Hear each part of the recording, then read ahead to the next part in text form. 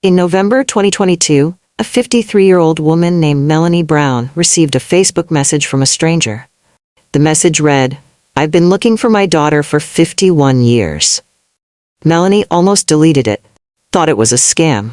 She wrote back, "I'll be praying for you, but I don't think I'm your daughter." She was wrong. The woman who called herself Melanie Brown was actually Melissa Suzanne Highsmith, a baby who vanished from a Fort Worth apartment in 1971 after being handed to a stranger in white gloves. For 51 years, her biological mother had been accused of murder. For 51 years, the real Melissa lived just 10 minutes away. And the woman who raised her? She would eventually confess something that shattered everything Melissa thought she knew about her own life. Before we go back to August 1971, take a second to subscribe and hit the notification bell. This story has everything: a mother accused of killing her own baby, a 51-year search, a bombshell confession, and a reunion that came just days before Thanksgiving. Let's start at the beginning. August 1971, Fort Worth, Texas. Alta Apontenko was 21 years old, recently separated from her husband Jeffrey, and raising a baby alone in a small apartment on East Seminary Drive. She worked as a waitress. Long shifts, unpredictable hours, and she had a 21-month-old daughter named Melissa who needed constant care. Alta couldn't afford to lose her job, but she couldn't bring Melissa to work either. So she did what thousands of single mothers did in 1971. She placed an ad in the local newspaper. Babysitter needed. A woman responded. She called herself Ruth Johnson. Ruth was supposed to meet Alta at the diner where she worked. A face-to-face meeting. Standard stuff, but Ruth never showed up. She called later with an excuse. Said she still wanted the job, said she had a nice big yard, said she cared for other children too. Alta was desperate. She couldn't risk losing her job. So she made a decision that would haunt her for the next 5 decades. She hired Ruth Johnson over the phone, without ever seeing her face. August 23, 1971, a Monday. Alta had to be at the restaurant early. Her roommate would be home when the babysitter arrived. The plan was simple. Ruth would pick up Melissa for the day and bring her back that evening. Around midday, there was a knock at the apartment door. Alta's roommate opened it to find a woman standing there. The roommate would later describe her to police. Nicely dressed, polite, seemed trustworthy. But something about her outfit struck the roommate as strange. It was the middle of August in Texas. Hot, humid, and this woman was wearing white gloves, a scarf around her neck, a scarf around her head, all white clothing, like a nurse's uniform. "I've come to pick up the baby," the woman said. The roommate handed over 21-month-old Melissa, wearing a little pink dress and white sandals. The woman took the baby. She also took diapers and a change of clothing from the apartment. And then she was gone. Neither Ruth Johnson nor Melissa Highsmith were ever seen by the family again. When Ruth didn't return that evening, Alta panicked. She called the number Ruth had given her. Disconnected. She called the police. Officers arrived at the apartment on East Seminary Drive. They took statements. They put out bulletins. But something else was happening. Something that would define the next 51 years of Alta's life. The police began to suspect her. Where was the father? Separated. Why did you hire someone you never met? I was desperate. Are you sure there even was a babysitter? In the days and weeks that followed, Alta Apontenko, a 21-year-old single mother whose baby had just been stolen, found herself being investigated for murder. There was no body, no evidence of harm, no crime scene, but the whispers started anyway. Maybe she did something to that baby. Maybe there was no babysitter at all. Maybe Alta Highsmith killed her own daughter. Decades later, Alta's daughter Sharon would describe what her mother endured. For 50 years, my mom has lived with the guilt of losing Melissa. She's also lived with community and nationwide accusations that she hurt or killed her own baby. Alta was never charged. Because there was no evidence. Because she was innocent. But the accusation followed her everywhere. We're about to get into the 51 years that Melissa was missing, and the bombshell confession that revealed what really happened to her. If this story is hitting you, drop a comment and let me know where you're watching from. And if you haven't already, that subscribe button is right there. Now let's talk about what life looked like for both the family searching and the baby who had vanished. The FBI joined the case. The National Center for Missing and Exploited Children created a file. Age progression photos were generated over the years showing what Melissa might look like at 10, 20, 30, 40, 50. But leads went nowhere. Ruth Johnson was almost certainly a fake name. The white gloves, the head covering, the careful disguise, this wasn't random. Someone had planned this. Fort Worth police had a theory. Ruth Johnson might have been a woman who couldn't have children and wanted to raise one as her own, but they had no suspects, no DNA, no witnesses who could provide a license plate or a last name. The case went cold. But Alta never stopped. In the months after Melissa vanished, she went to the police station almost every day, asking for updates, begging for news. Then it became once a week, then once a month, then once a year. The answer was always the same, a shake of the head. Nothing new. Alta's mother, Melissa's grandmother, kept a newspaper clipping about the kidnapping in her wallet until the day she died. The family displayed photos of Melissa in their home for decades, and every year, they threw her a birthday party. November 6th. Melissa's birthday. They celebrated it every single year for 51 years, for a girl they didn't know was alive or dead. Alta eventually remarried. She had more children, 4 of them. Jeff Highsmith, Victoria, Sharon, and one other sibling. None of them ever met their oldest sister. Jeff was born after the kidnapping, but he grew up knowing about Melissa, hearing the stories, seeing the pain in his mother's eyes. He would later say, "I feel like I'm stuck with this. I have to find her." Over the years, women came forward, 4 of them over 15 years, all around the right age, all with questions about their own identities. Maybe I'm Melissa. Each time, the family's hopes would rise. Each time they submitted DNA. Each time the test came back negative.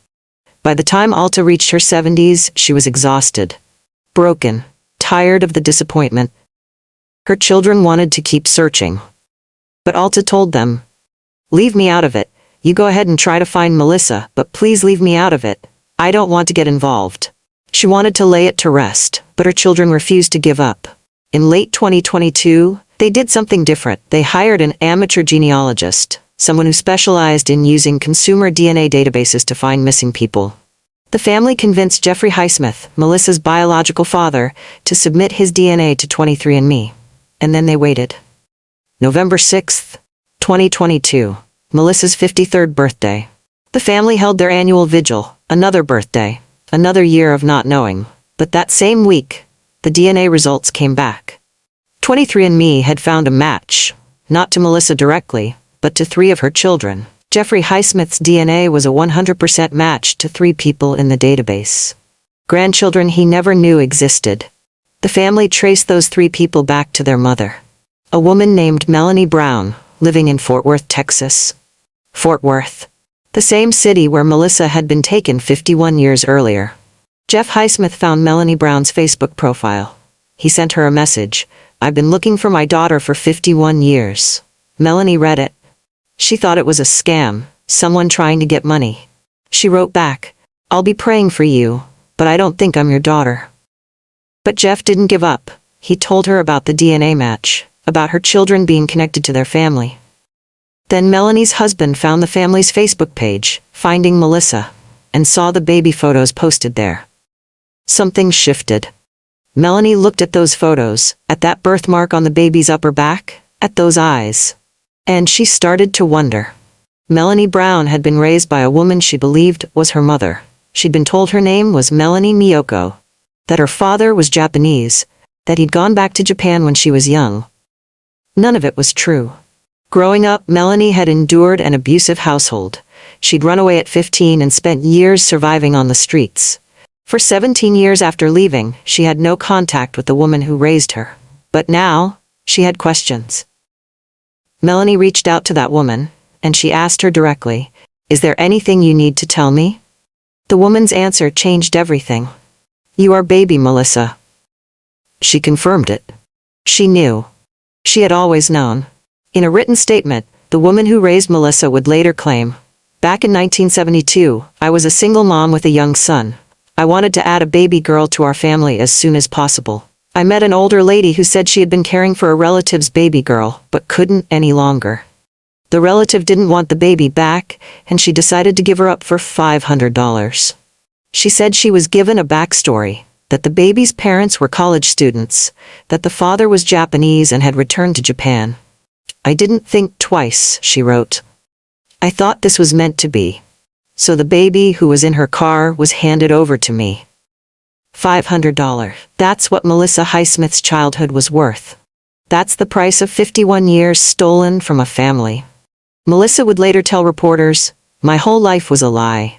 They told me things like I was Japanese and I'm not. That my father was Japanese and he's not." For 53 years, she had lived 10 minutes away from the apartment building where she was kidnapped. 10 minutes. Her biological family had searched the entire country. They'd followed tips to South Carolina and beyond, and she'd been right there. The whole time. The Saturday before Thanksgiving 2022. The Highsmith family gathered in Fort Worth, not for a vigil this time, but for something none of them had dared to imagine. A reunion. Melissa, still processing the earthquake that had just hit her life, agreed to meet them. Jeff Highsmith had never met his oldest sister. He was born after she was taken.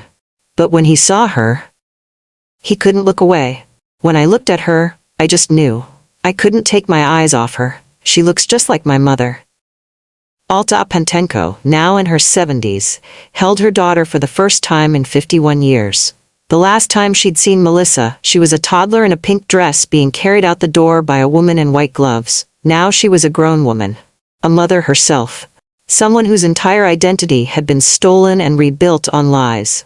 Alta wept. "I couldn't stop crying. I was overjoyed. I thought I would never see her again."